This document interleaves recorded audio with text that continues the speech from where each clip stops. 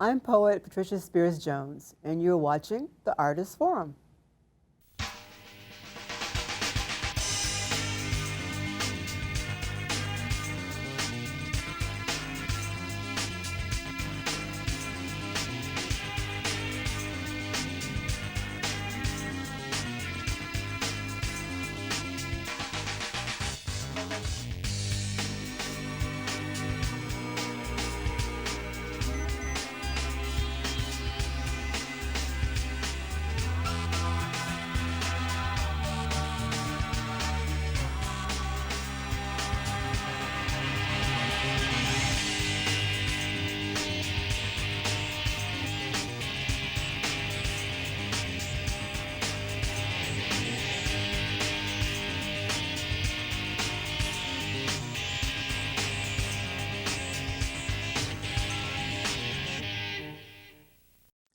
Good evening and welcome to the Artists Forum.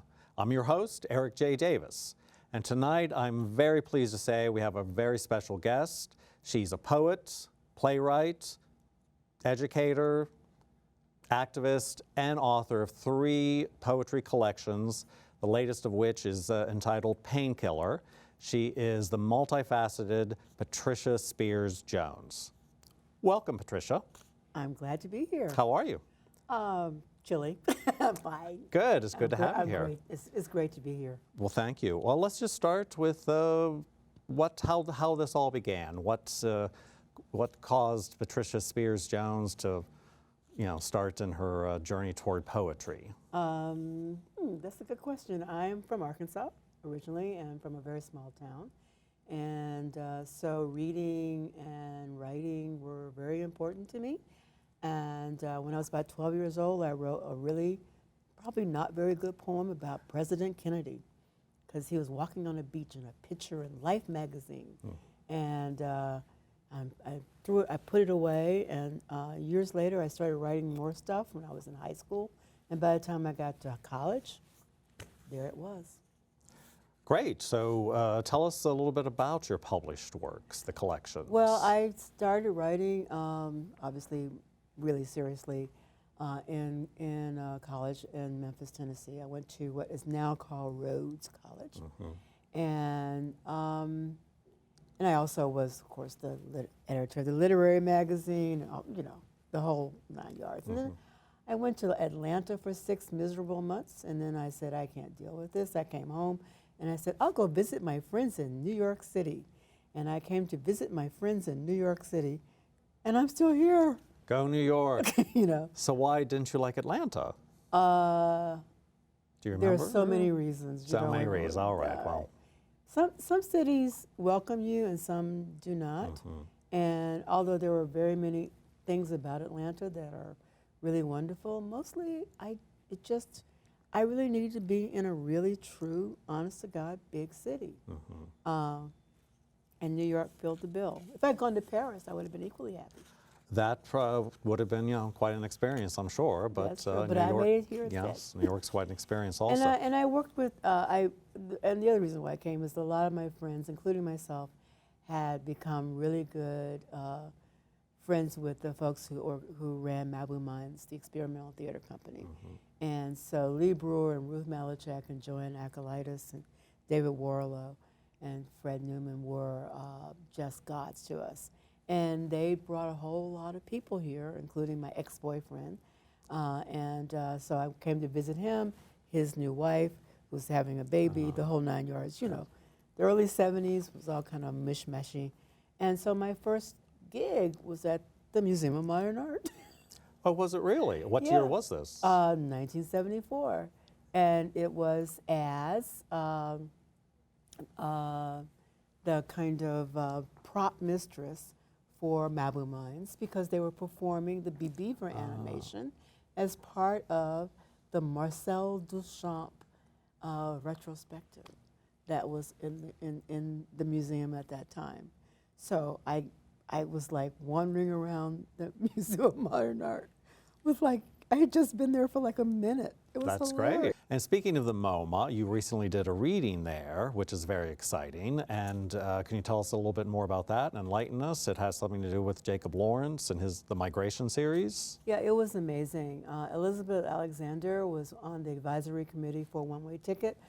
Jacob Lawrence in the Migration series that's now up at the MoMA and will be there till September 7th. And a year or so ago, she invited me, along with 9 other poets, to write poems in response to Lawrence's Migration series.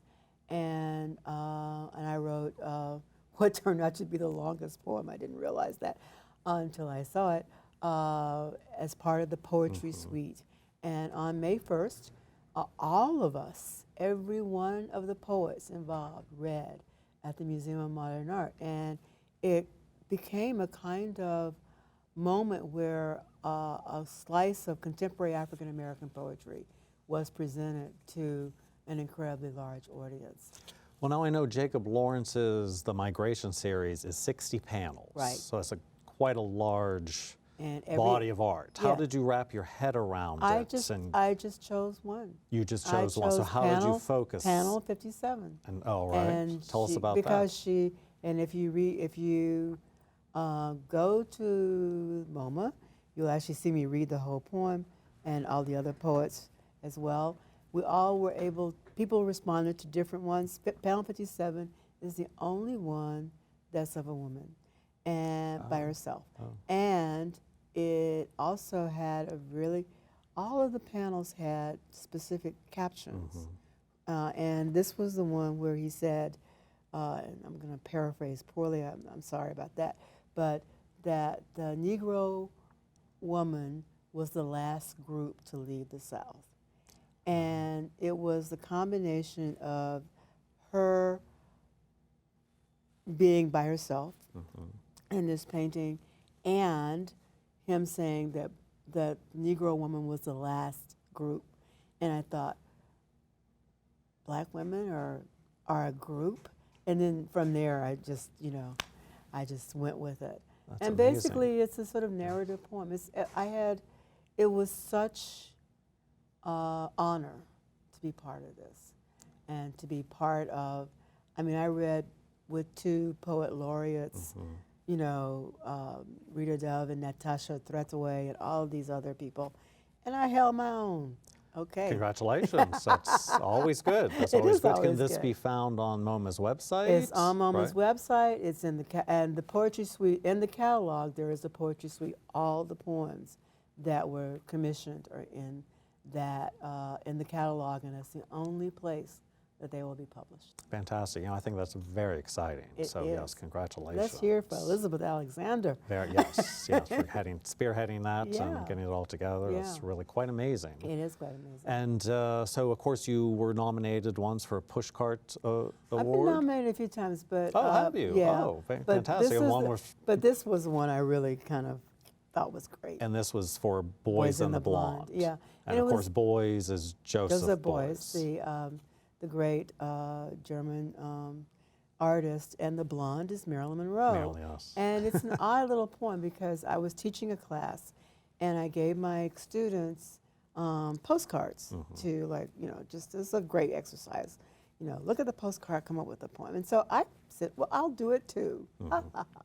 And I picked a poem of Joseph Boys sort of walking. It's my favorite one of him, sort of walking across some boulevard. And then there's a great postcard of Marilyn Monroe pretending that she's reading the New York Times in Central Park. And it's like it's a great setup. She's totally set up. And in fact, both of them are totally set up. Yes. But one is set up in the 1950s and one is set up in the 1960s.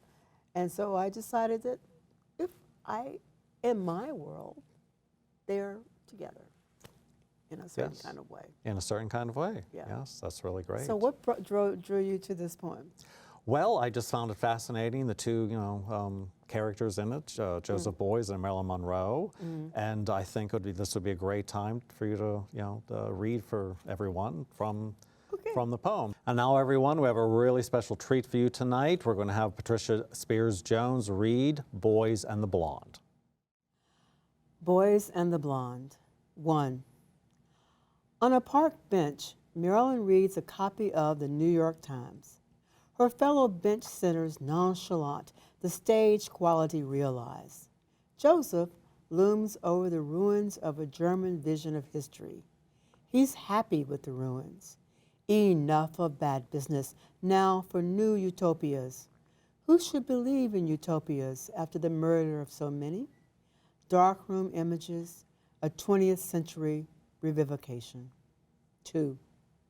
Black-listed progressives whine in their beers, but go to cheer their angular Arthur, wedded to the real blonde with real talent, and so much pain. How should we ponder the soft fluttering cotton print dress enfolding the body of this beautiful woman? Circa 1959, black and white image archived and sold. 3.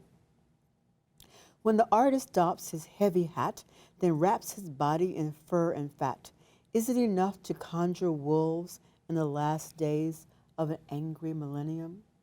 And those ruins, beams, branches, stones carved or found, spat upon?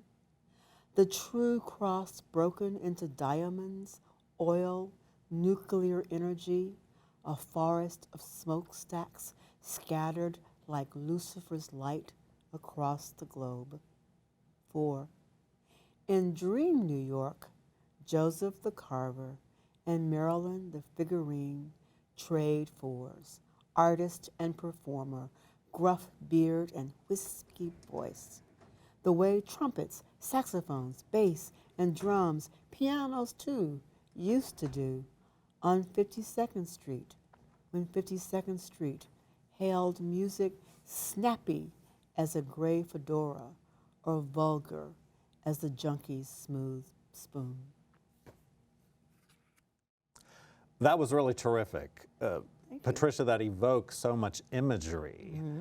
So tell us a little bit about how that all came about, Well, I really, a friend of mine once said that almost all of my poetry is a praxis, and which is interesting, and in the sense that I feel like I'm always in correspondence with other artists, other images, the ways in which, whether it's about music or visual arts or theater or, architecture, I've always written from a sense of relationship, and then I like to make stuff up, and that's like a totally made up world.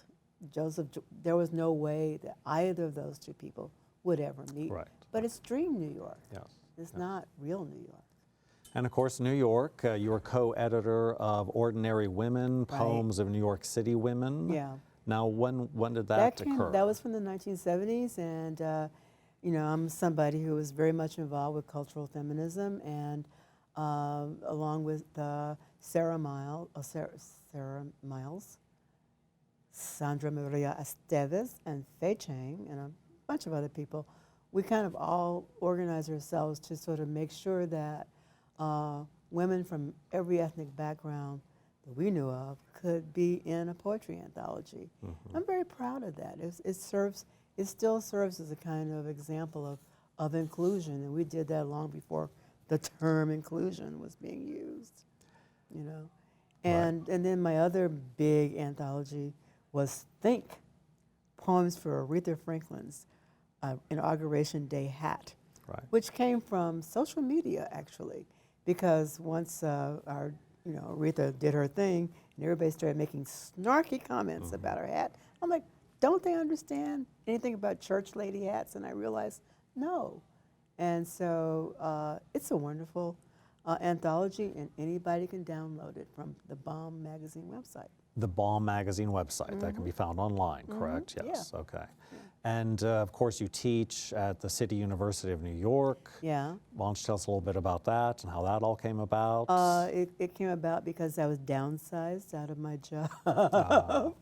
I had like a full-time job, and like many people got kicked out of my middle-class life in 2008, and I have been clawing my way back in, and I don't think I'm going to make it, but that's, you know, I'm an artist. We keep moving for it. But fortunately, I had a master's in fine arts and poetry from Vermont College, and which means I can teach at the college level. Thank goodness. And so, and I'm good. I'm a good teacher, and I've been teaching at LaGuardia Community College, at Queens College, and other places, and I really, my students drive me crazy, but every once in a while, they're just amazing. They're just amazing. Yeah, I'm sure they're always amazing. Yeah. That's wonderful. You know, and then so how are they amazing? What is it that because they, amazes you? especially the immigrant students, work really hard. Yes. They want to be part of an economy that works. They really do. And they will do what they have to do to make that happen. And they have a lot of things. I've had Bangladeshis, Peruvians, Dominicans, Ghanaians. I mean, all of these, they're from everywhere on the planet in my class. I think that's amazing. And it reminds me of how much I love New York City. Yeah. Why, even though I think it's being destroyed by economic interest, we'll say that, I still think that this still is one of the greatest cities in the world. Yes. You know?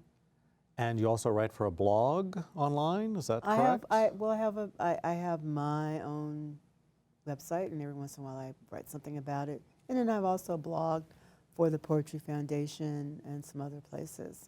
And actually, where can we find you on the internet? www.psjones.com. All right. Yeah.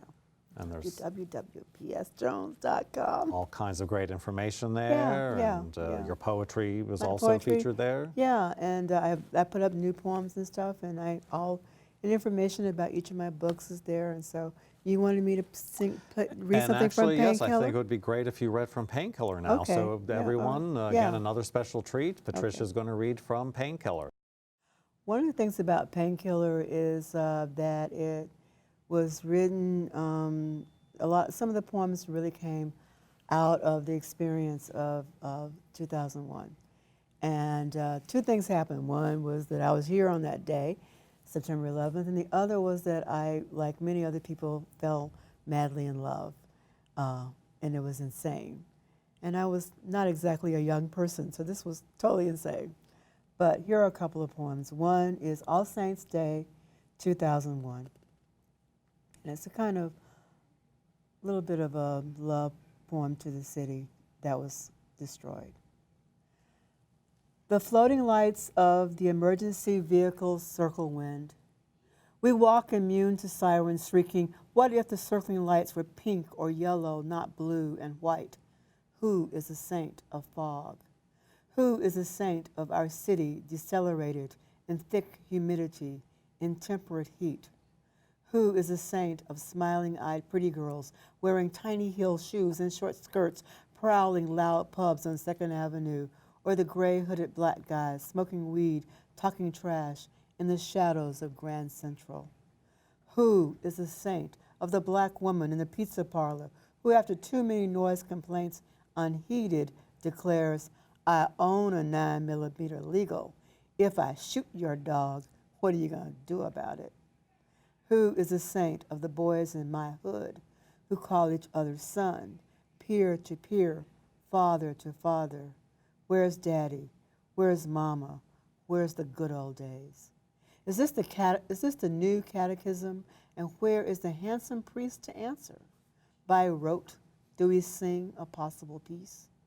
Shall we venture into this destroyed world thinking charm, glee, proverbial opportunity? Shall we gather the names of the lost, then watch them float like feathers on the dirty wind? Shall we gather at the altars of old gods and whine about our lives? Shall we watch the shadows watch us back? Now that clocks pulse instead of tick, are the streets safer for the wretched, the damned?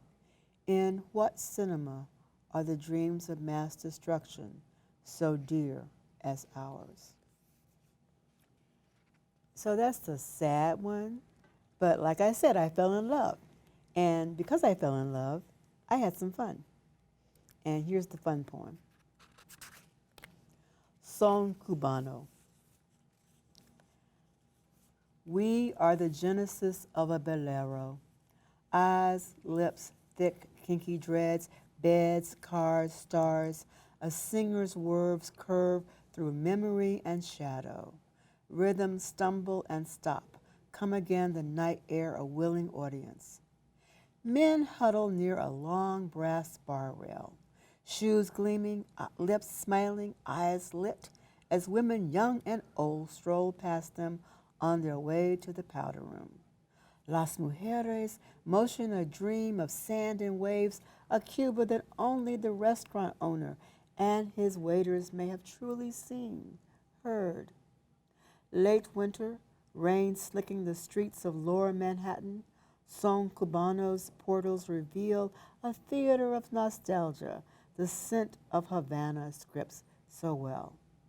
And we play along, mouths flavored with rum, lime, sugar, our tongues playing the kisses stolen game, as the song phrases a fierce sadness promised in the wake of lust's mercurial ascent.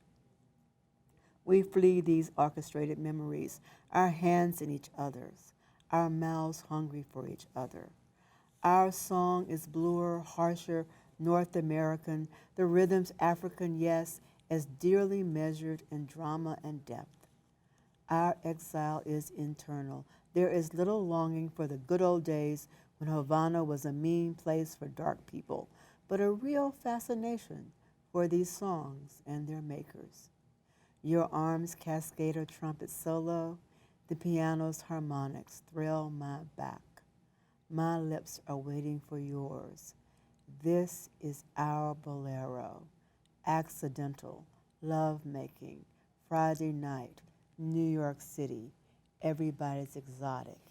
Everybody's from the South. Those were two strikingly beautiful poems, in each their own way, actually. That's quite beautiful, Patricia. Thank you. No wonder you were voted 40 Poets They Love by Essence.com, and that was in 2010. You were voted onto that list. Very nice. Congratulations on that. Yeah. So tell us more about your upcoming publication or published work that's about to come out, A Lucent Fire. Well, I'm very, very excited that A Lucent Fire, New and Selected Poems, is coming out, and it's going to cover really 4 decades of work. Those 2 poems or 3 poems are going to be in it, along with early work from the 1970s and my most recent work, and new poems that have just been published, or and a couple that have not been published. I'm really excited. That's going to be from White Pine Press. And that's this fall. That's we can look coming forward out to this that. fall, yeah. And what other projects do you have on the horizon? What other goals do you have that you're trying to attain? I'm starting working on my memoirs. I had the first piece that got published was in Home Slice magazine that Malika Adara runs, and I'm starting to send pieces out to places. I just got one rejection, but I'll just keep sending it. Keep plugging away. Keep plugging away. But it's going to be focused on my life as a young Black poet in the East Village in the 1970s. And so there were a bunch of Black people in the East Village in the 1970s, and nobody seems to know that. So I want to kind of make that. Yeah, shed some light on that. Yeah. That's a great idea. Yeah. Great. And I have poems coming out in a number of anthologies. There's a lot going on. So I'm really excited. Sounds like you have a lot going on. Yeah. It just keeps continuing, and that's work such a great thing. You work long enough. Yes. Sometimes it actually does.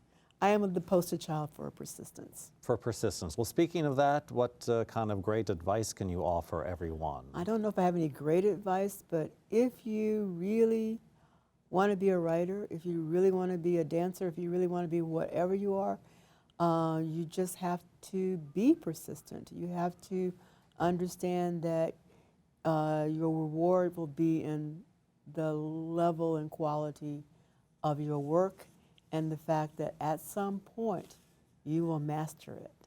You will be able to do it.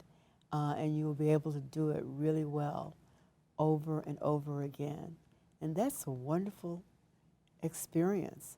But you only do it if you keep at it. Does not, if you stop and start, doesn't work. Yes, yes. And tell us once again where we can find you on the internet. www.p as in Patricia, S as in Sam, Jones.com. That's great. Well, it's been a pleasure having you here this evening. I want to really thank you for taking the time to join us, and had a great time. Oh, thank you. So I want to thank my guest, Patricia Spears Jones. Again, thank you, Patricia. Just wonderful. You're so welcome. This was just been wonderful. Thank you. Thank you. And I want to thank you for joining us this evening. It was really great to have you here. So thank you once again, and we'll see you next time on the Artists Forum. The Artist Forum. Get connected. Be heard. The Artist Forum is a place where artists of all disciplines can network, collaborate, and showcase their work. On the Artist Forum's AFTV, you'll see interviews with New York's emerging talents in theater, dance, music, visual arts, the written word, as well as insights from industry insiders. Watch us on MNN Channel 4 every other Thursday at 7:30 p.m. I'm Elliot Torres. And I'm Joelle Poole. And we'll see you on the Artist Forum.